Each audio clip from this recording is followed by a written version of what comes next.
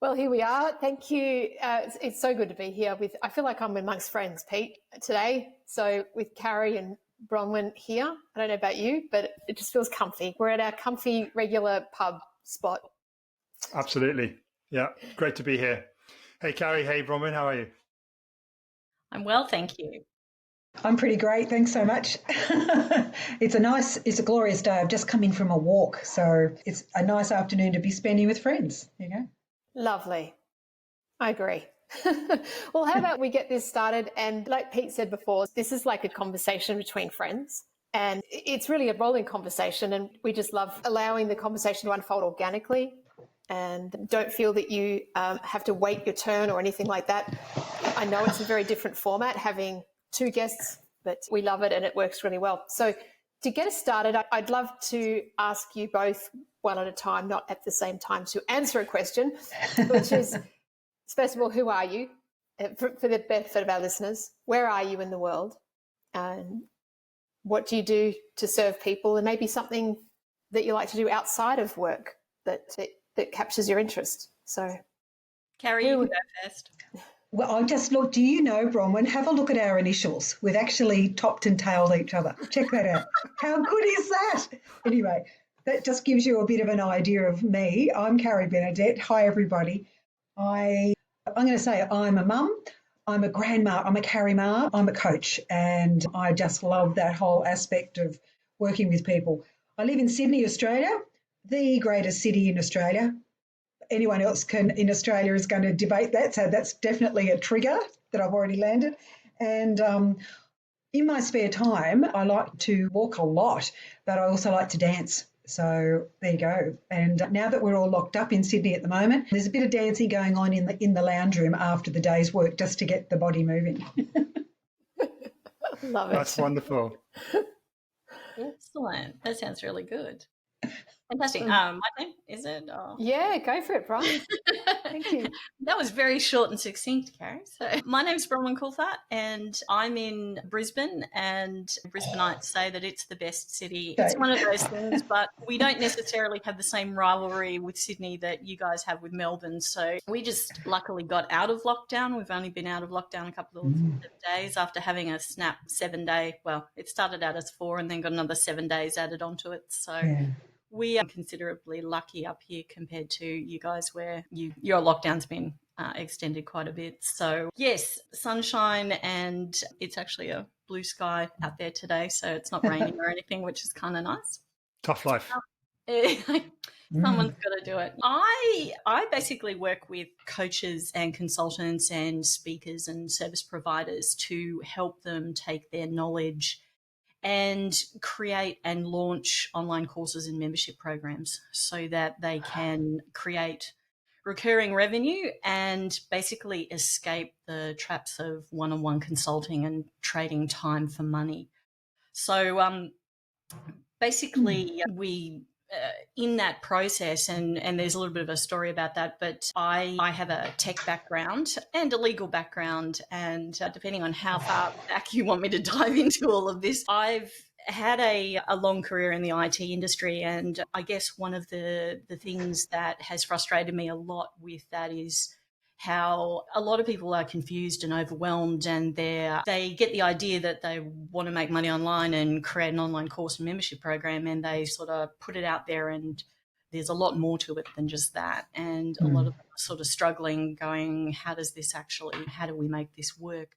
So we look at the strategies, we look at the tech, we do everything to get them online and make them successful. So yeah, so that's relatively new, and it's very, I guess welcomed in our current sort of economic climate and uncertainty that's sort of out there. So we're getting some good responses and some good feedback from it. So yeah, it's very exciting times.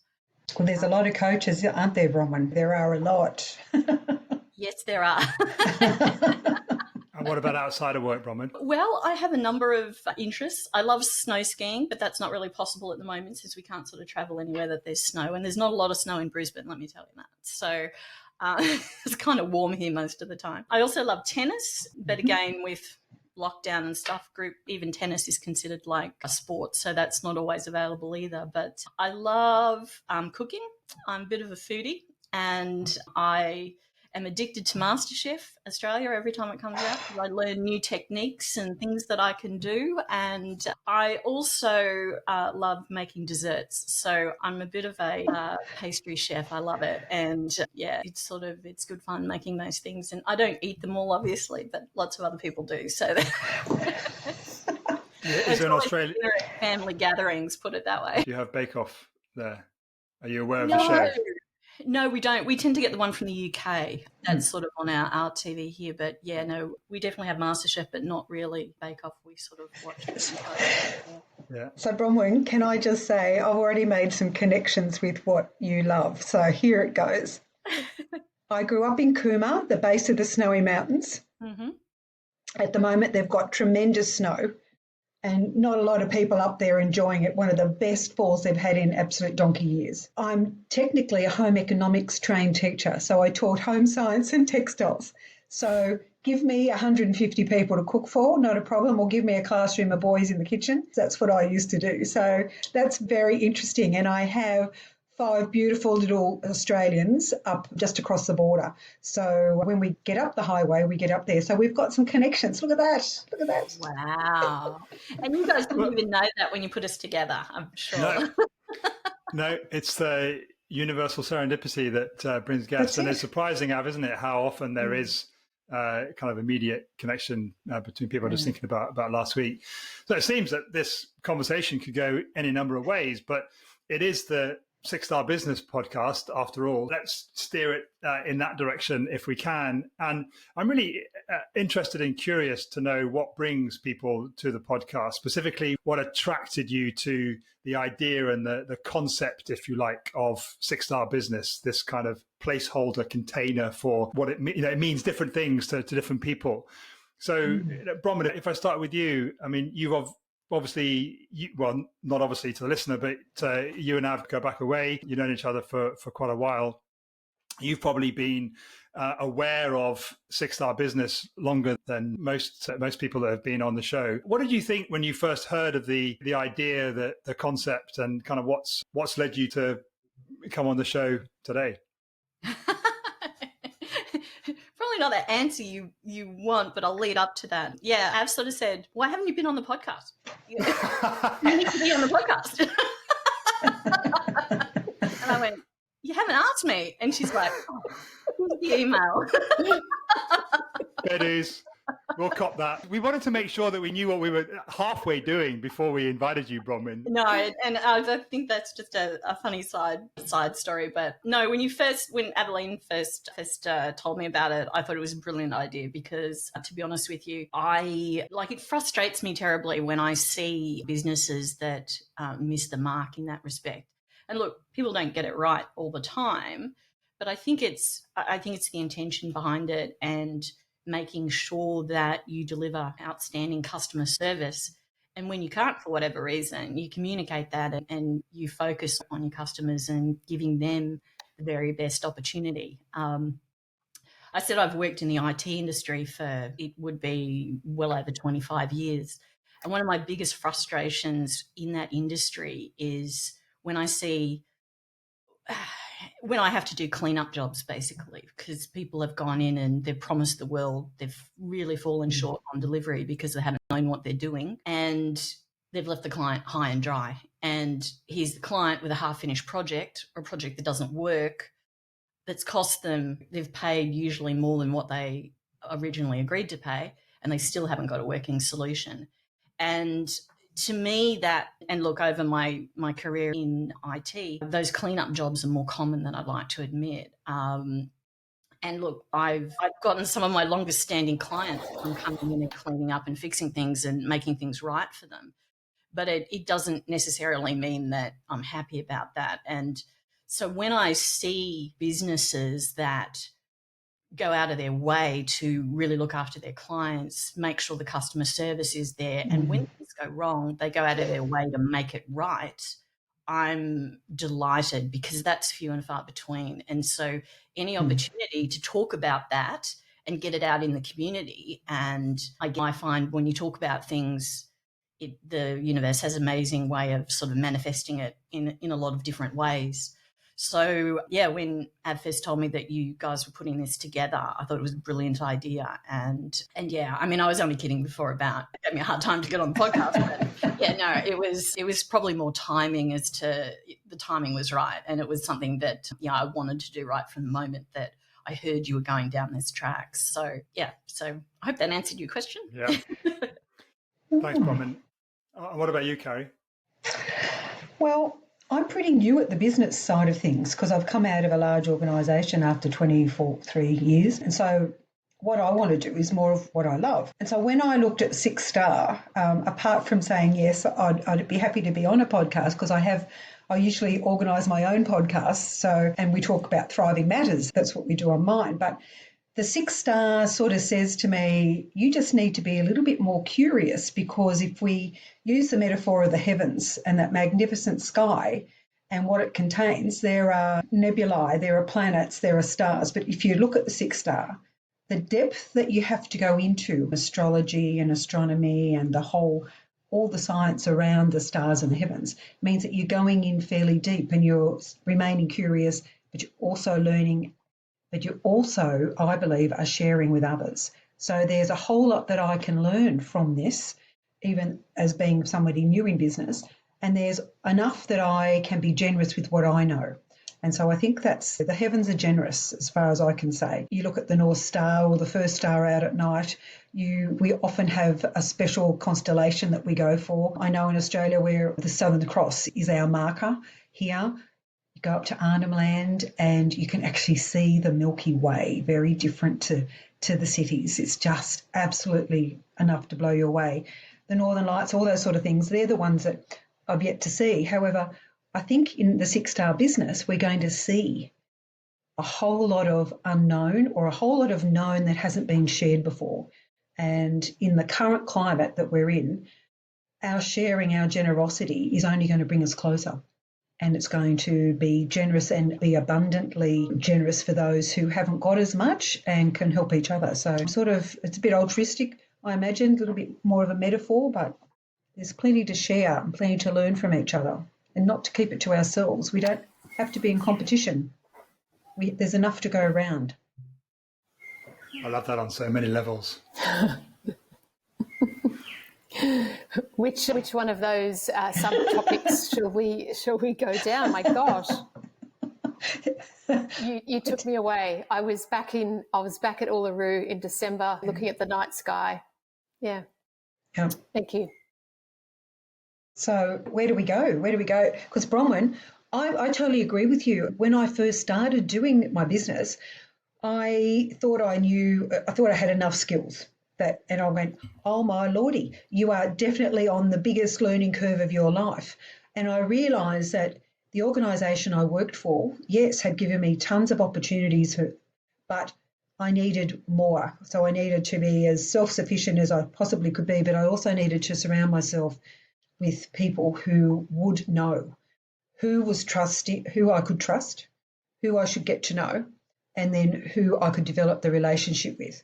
And so there's various people. And 6 Star, when I listen to some of the podcasts, which I do when I'm out on my walks, I'm hearing about going, wow, the depth of knowledge, we just shouldn't discount it. We don't know it all, but by sharing what we do know, we are actually remaining curious and discovering more. So all your background from all those things that you've done previously in your life has brought you to this place so that you can actually help all of us who now want to be, I believe, more authentic or more genuine in how we interact with people. Because I think people and service, they're the 2 biggies. Totally agree with you. Yeah, absolutely, Carrie. Yeah, definitely.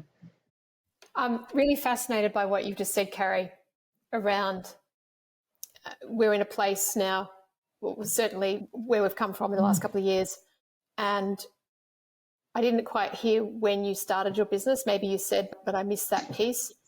When did you start your business? About 3 years ago. 3 years ago, right. So you started and then you got welcomed through this crazy time. Okay, so what I'm fascinated about is what you said around us bringing all of our gifts, our wisdom, our knowledge, and actually sharing. You're talking about bringing it in a collaborative fashion to help the world, to help other people. rather than being siloed and competitive. Well, if you work on the premise that there's enough to go around, there's enough to share, enough to encourage, enough, whether it's goodwill or expertise or desire to keep learning and be curious, that there's enough there that we can help our fellow man. That humanity is really at the crux of everything, and our way forward, the legacy we leave, because we're a long time in the box. Yeah, we're a long time. We only get one shot at this. And I just think when I left work for the organisation, at that time I think we had about 4 little people. We now have 7 little Australians in the family, and they're who keep me going. I said to them all, we're going on safari. Carrie wants to take you on safari. We're going to get to Kenya, Tanzania, wherever it is, we're going to get there before the animals go. Hopefully we will be able to stop some of that progress, but we want to get there. So one of the little tots, who's now 5, says to me, Carrie when are we going on the plane again? So we talk about the germ and when that's over and blah, blah, blah. And I said to him a while ago, I said, you're going to come to Africa? We're going on safari. And his eyes popped open. So he's telling me all the animals he's going to see. And then I said to him, we could also go to a castle in England. Anyway, so we've had this chat. Anyway, just recently he said to me, oh, by the way, Carrie I don't want to go to the castle anymore. I just want to see the elephants. I just want to see the animals. And I think, okay, so for me, that's heart or human-centred. That's the relationship I've got there. So in all this, when we're doing more of what we love, it's the relationships that are the core of everything. And COVID, the pandemic, has given us a red hot shot at looking at what really matters. And for me, it's those little people. It's, God bless them, that bloodline that it's been amazing that I've been part of, number one. They'll outlive me, hopefully, number two. So what I do for them, hopefully will help be a better world for them, because it's going to be a different world to what we know now.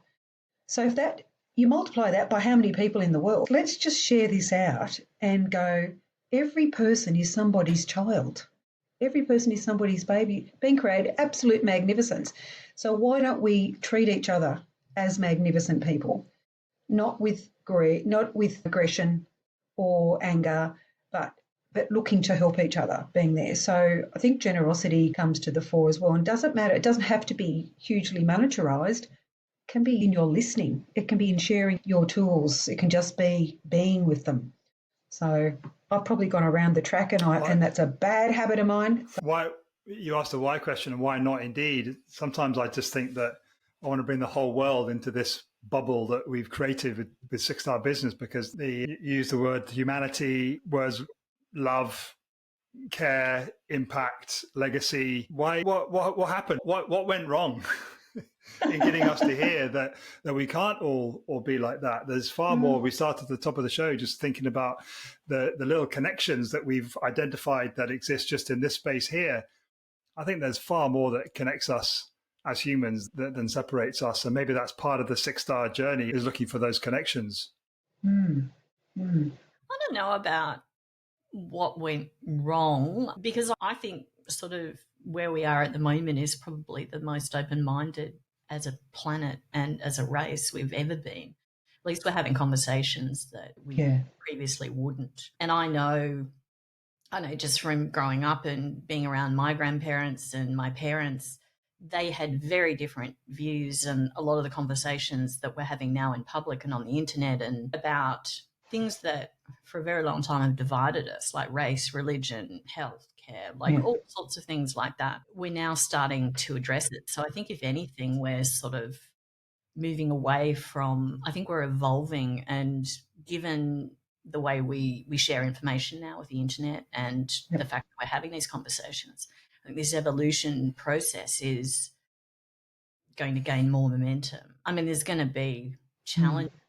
Like we're right in the middle of a massive one at the moment, and it's, I guess, igniting. It's almost the accelerant that's opening up a whole heap of other issues as well. But my sense is, while it's challenging, it's probably a good thing in that it's forcing us to look at ourselves. It's forcing us generally to look at the relationships that we have with people.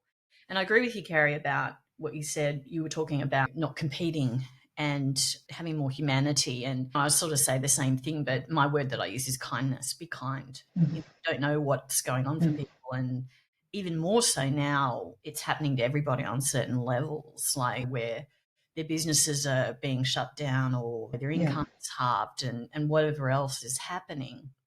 I think it's the relationships that actually, when you set aside people focusing on competition and competing and, oh, we're in the same industry, we compete. The main reason that we don't compete is that we have relationships with people. Like, for instance, if you and I were doing identical things, people would go to you because of the relationship they have with you and they align with you better than me and vice versa. And I think when you take that into account and when you focus on the relationship and not on the, I guess, the superficialness of it with regard to competition, I think that's where you can actually see that there's plenty of work for everybody. There's plenty of, you just got to open up, like you said, to humanity and to the relationships that you create. And it's really, skies is the limit. And, you know. We've gone back to the heavens, haven't we? I loved you used accelerant, and some of the businesses that have gone under may have gone under anyway. I mean, when you look at, we don't often look at scenarios, the what if look, prepare ourselves for the possibility that something very different might happen. Girl in South Australia, Eddie Blass, has got a business called the Inventorium, and I had a chance to have a chat with her, and they do a lot of work on scenarios, especially with kids' curriculum, student curriculum. And I just really think that if we did look at it, it's a bit like a SWOT, isn't it? We look at, if this happened, what happens here? What are our threats? What are the things that could go? What are our options? What are the scenario could work quite nicely. And we could actually start looking at scenarios of 6-star businesses, because you're adding the accelerant to what people are already doing or thinking about doing, just need that push. And what people, if they're honest with themselves, if they're genuine and honestly self-aware about how things are going, they'll go, actually, I've got to chuck that out. That's getting the same return, which is a no return, and I've got to do better. But the notion of us having enough to go around doesn't sit with a lot of people very well, because we've been based on an economic model for such a long time. And yes, we don't often want to give up what we've gotten used to. And our freedom is our freedom to choose, and our freedom to have money in the bank, or to take a holiday when we need it, or to buy a cup of coffee and not have to wear a mask, right? That's very different to the freedoms in South Africa a couple of weeks ago, 2 weeks ago, freedoms in Greece at the moment. Go back to Lebanon, to Beirut, where it's a year since the huge explosion. Nothing has changed. If we look at all that, I think the Earth, the disruption that's on at the moment, is giving us a few signs, and we could get quite philosophical about it. But you know what? Even the heavens have disrupted. The comets come through. There's cosmic explosions. There's a whole lot. There's a black hole that's expanding. So I think we could actually work on the metaphor a bit more around the business. But I like accelerant. I think that's really cool. Nice. Carrie, I just want to add another little connector into this conversation, and that is that I have a big mother of a telescope in my bedroom. Oh, see? So you should have your own. You guys should have your own star. You can get one. You should have the 6-star constellation. You should investigate that. Name it. Get it up there. Come on. Brilliant. It's going to cost you, Pete. It's going to cost you. I definitely think, and look, definitely not making light of what's going on in the world or anything like that, but I definitely think that the pandemic and everything that we're all going through, I think it's definitely giving us options to look at things differently. And I think, like, for instance, when I first started making this my main business, working with coaches and consultants, I had basically pivoted my business towards the end of 2019, and so early 2020 I thought, right, this is what I'm going to do. I'm going to help my tech perspective strategies, help people go online with online courses and membership programs. And so that was my decision, like 2020 January, and then within, what was it, like 6 weeks or something, we were in lockdown and the pandemic was happening. And so I was starting to talk to coaches and consultants and say, hey, maybe you should look at this. And it was funny because a lot of them were saying to me, oh, this will only be a couple of weeks. We'll be fine. Oh. We'll be back into it after that. I'm going to take some time off. Haven't had a chance to take any time off. And yeah, my speaking gigs are on hold, but it'll be okay. And I thought, all right, well, you know where I am if you have any questions, sort of thing. And yeah, it took a few months. And then those same people started coming back around going, hey, we need to talk because I don't think this isn't going anywhere anytime soon.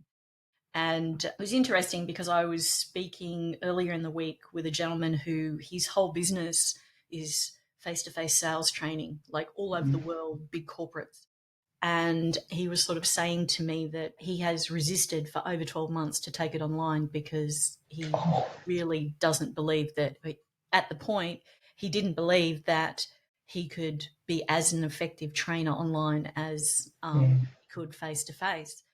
And I was talking to him and he said, I think I'm going to have to lower my standards and just go online. And I was like, doesn't have to be that way. Let's reframe this and take a look at it and see how we can go. And it was a good conversation, but at that point prior to then, he wasn't open to thinking in a different way. But I guess having all of his gigs cancelled and things like that for like 6 months and then extending into 12 months, he's now starting to open up and he was comforted by what I was saying to him about it's not lowering your standards. In fact, you can help more people and do more, and there's all of these things that we can do. And so it's interesting. I think if this hadn't have happened, there are a lot of people that just wouldn't have even thought of going down that track and finding, I guess, more freedom because they're not having to be face-to-face training. They can leverage, they can help more people, they can do more things. And even some of them who weren't global before are now able to go global. So it's, the points that people are finding in their own circumstances. Can I ask you a question, Bronwyn? Because in talking to a lot of people saying, I've got Zoom fatigue, or blah, blah, the whole story comes out, how exhausting the IT is and da-da-da.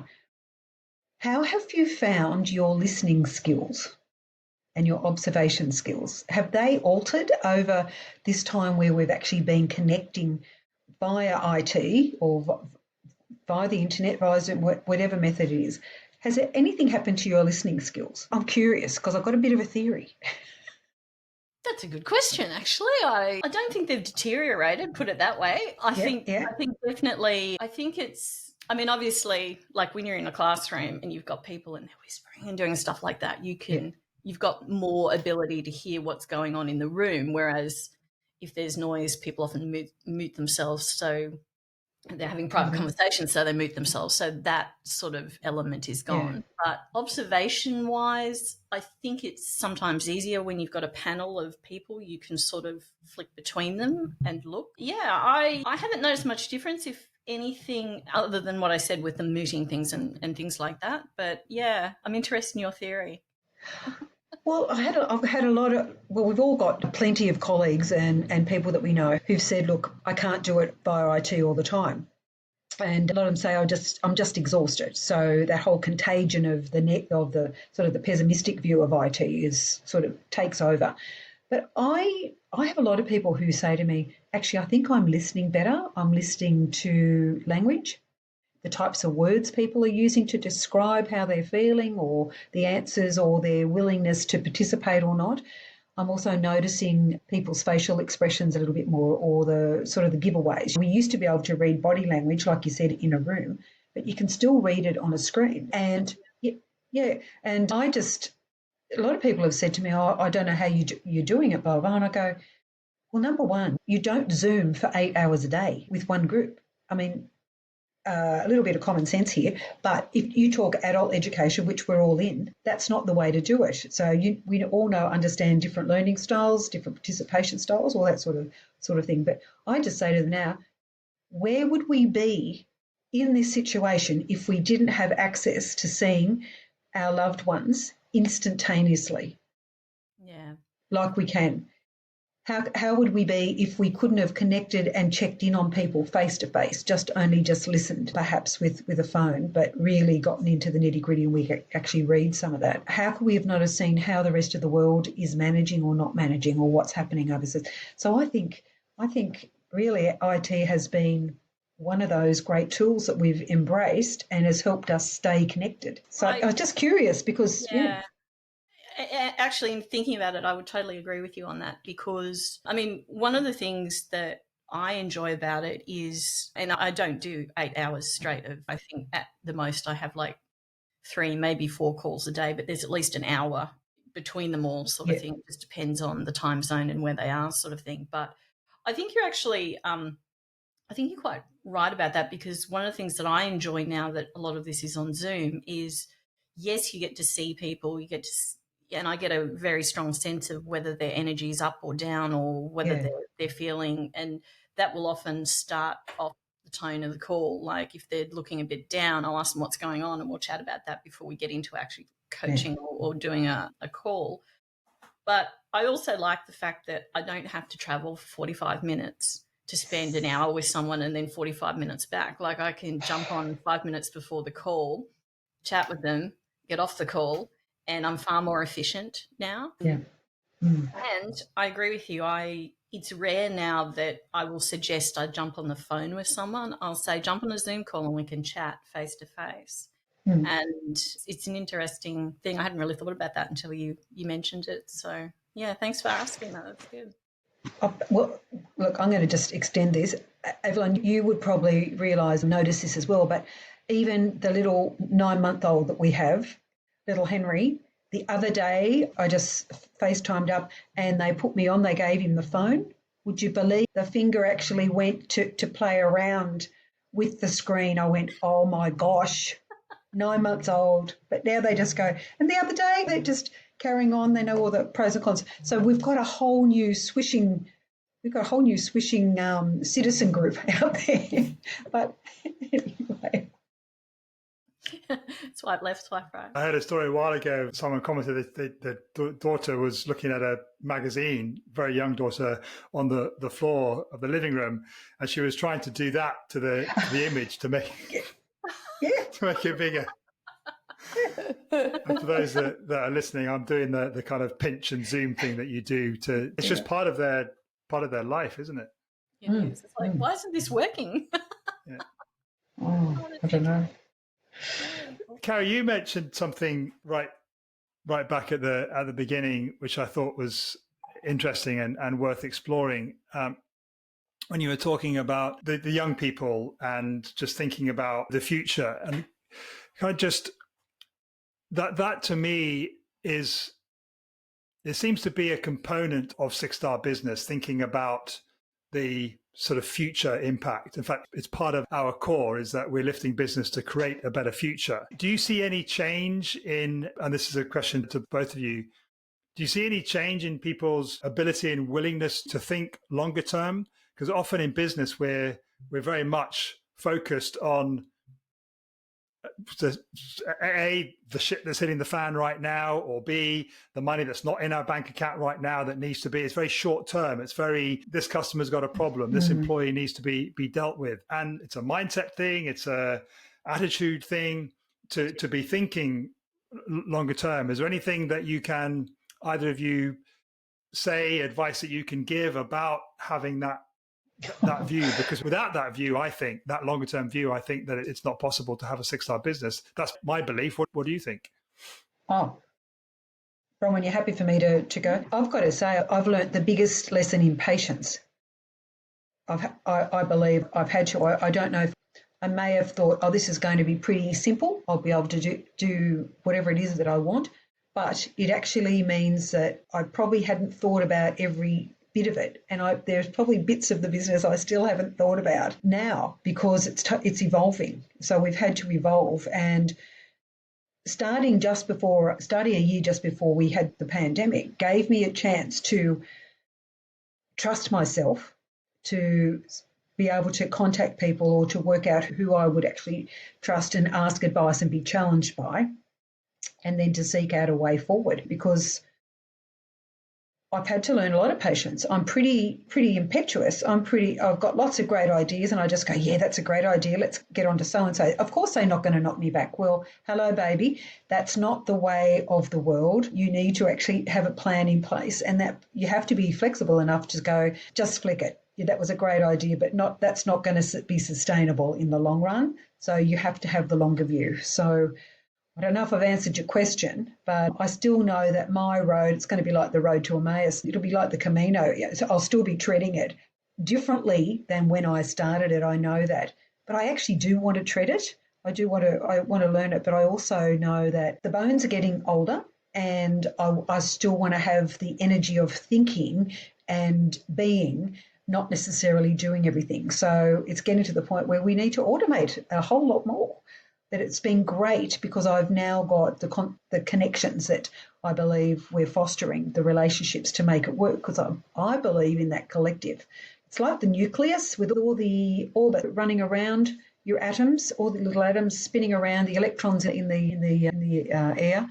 But I think, yeah, patience has been one of my biggest things. I probably thought it was going to fly quicker than I hoped, but I now know I've got substance and we're building those a bit better. I don't know, did I rambled a bit? Come on, Bronwyn, help me out here. It's all perfect, Carrie. There's no right or wrong here. But I love that perspective. Bron, what about you in terms of that longer term vision and six-star business?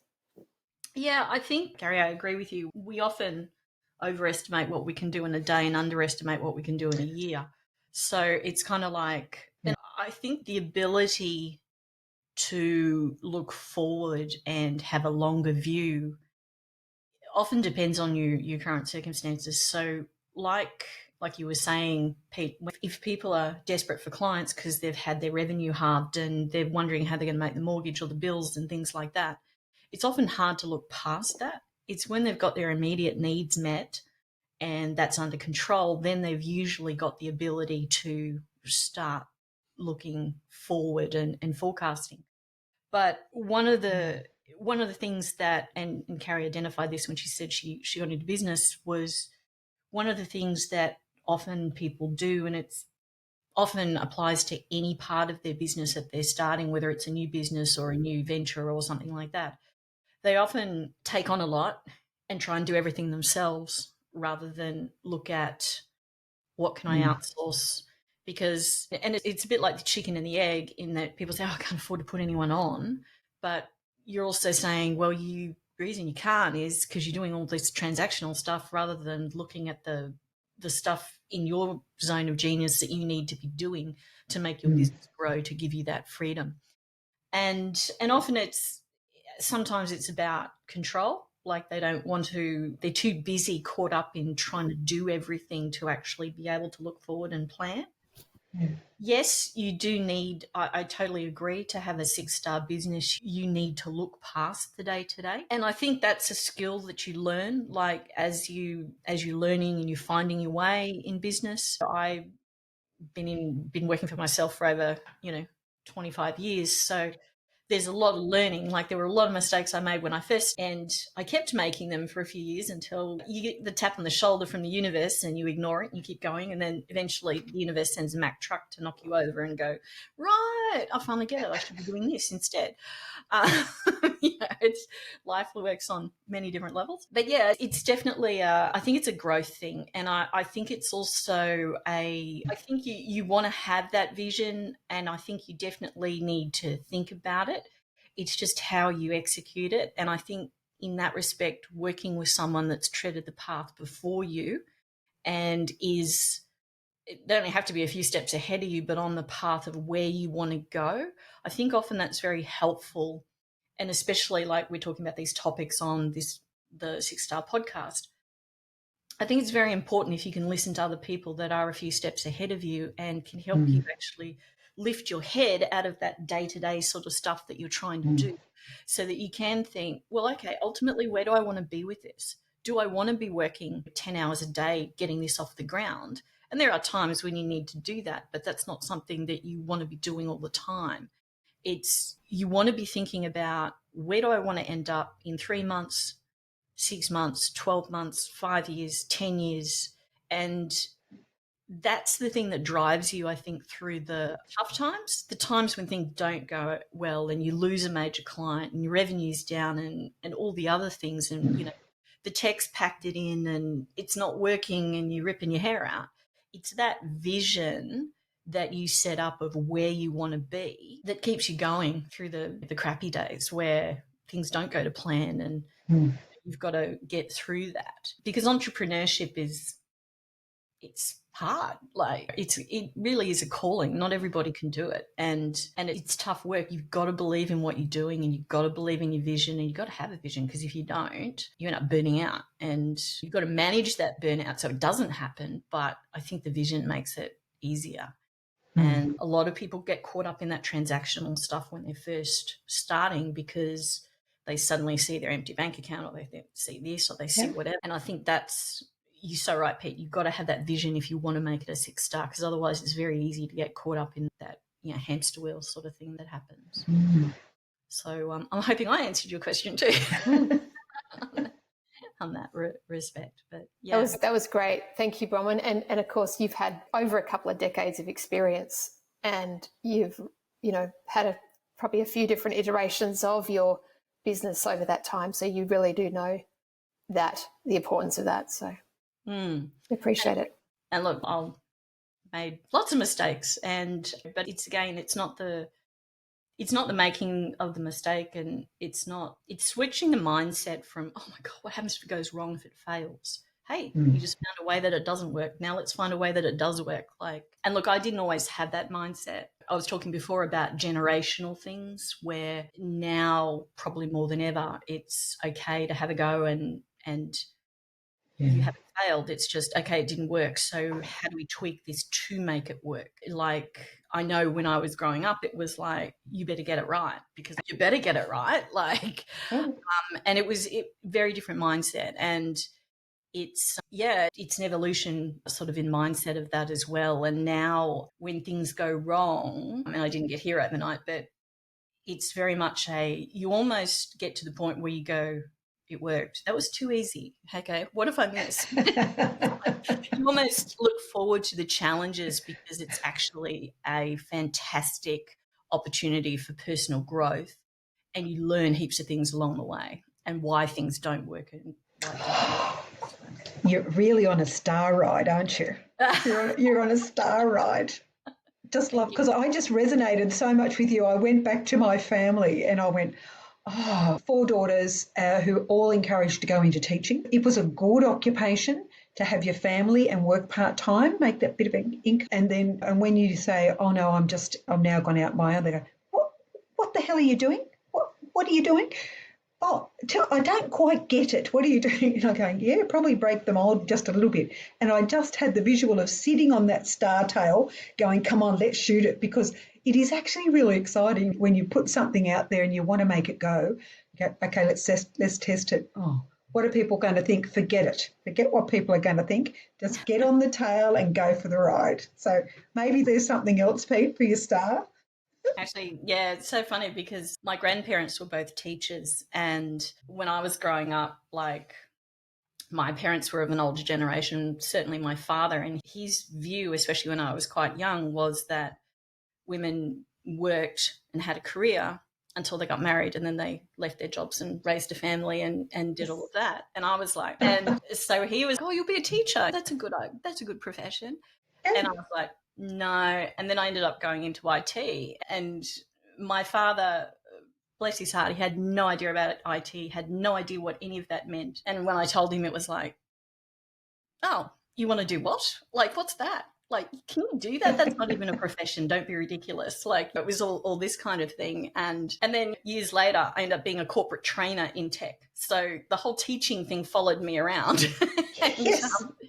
And then and as it went on and I worked for myself and I did it proved and paved the way. My father used to say things like, I don't know what she does, but it's something with computers and she's very successful. And that was his way of doing that. So, that's the endorsement you need. Yeah, it was really good. Quite sweet. I used to listen to him tell his friends and he'd go, oh, I don't know what she does, but it's with computers and she's very successful. And I'm like, Thanks, Dad. That is that's just lovely. that's a good way to finish the conversation, isn't it? And she's very good at what she does. Yes. Let's tell people how valuable they are and acknowledge what they do, and all the little fails that they have only go to get you a ride on that star. Not a problem. Exactly right. Exactly right.